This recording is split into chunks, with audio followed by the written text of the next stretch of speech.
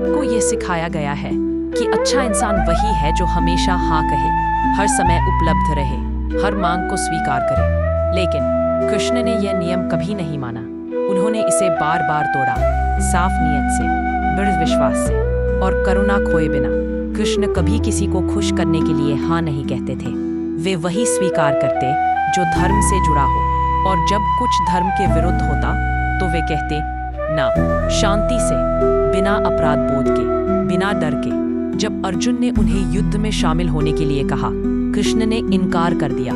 इसलिए नहीं कि वे उदासीन थे, बल्कि वे जानते थे उनकी असली शक्ति तलवार में नहीं, ज्ञान में है। उन्होंने रणभूमि के आगे नहीं, पीछे बैठना चुना। हम में से अधिकांश लोग हाँ डर से कहते हैं, डर कि कहीं लोग नाराज ना हो जाए, डर कि कहीं रिश्ते ना टूट जाए।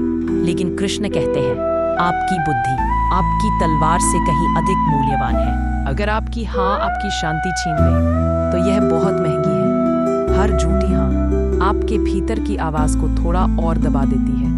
कृष्ण ने कभी अपने सत्य से मुंह नहीं मोड़ा। वे सबके लिए उपलब्ध नहीं थे, इसलिए नहीं कि वे स्वार्थी थे, बल्कि इसलिए कि वे स्वाधीन थे। और आपको भी ऐसा ही होना है। सीमा दीवार नहीं, ताले वाला दरवाजा है।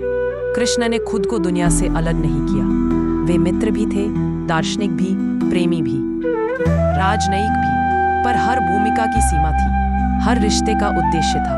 वे हंसे पर हंसी को बोझ नहीं बनने दिया। वे प्रेम करते थे पर प्रेम को क्षय नहीं बनने दिया। वे मदद करते थे पर मदद को मजबूरी नहीं बनने दिया। यही है सीमा। यह विद्रोह नहीं, प्रेम है।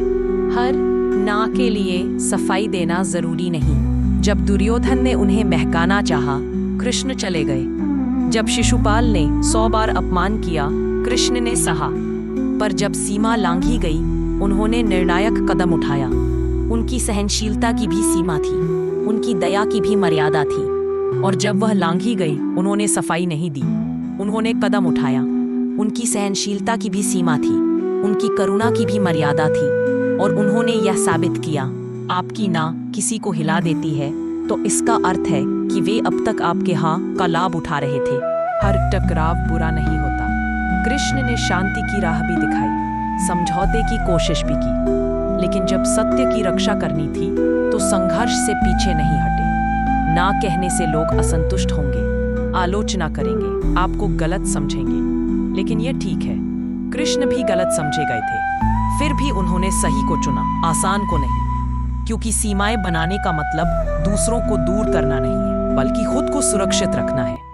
याद रखिए, बुद्धि के बिना प्रेम बंधन बन जाता है, मर्यादा के बिना सेवा गुलामी बन जाती है, और आत्मसम्मान के बिना दया आत्मविनाश बन जाती है। तो यदि आप अब तक ना कहने से डरते रहे हैं, लोगों को नाराज करने से घबराते रहे हैं, तो याद रखिए, स्वयं भगवान ने भी ना कहा था, गरिमा से, शक्ति से, शांति से।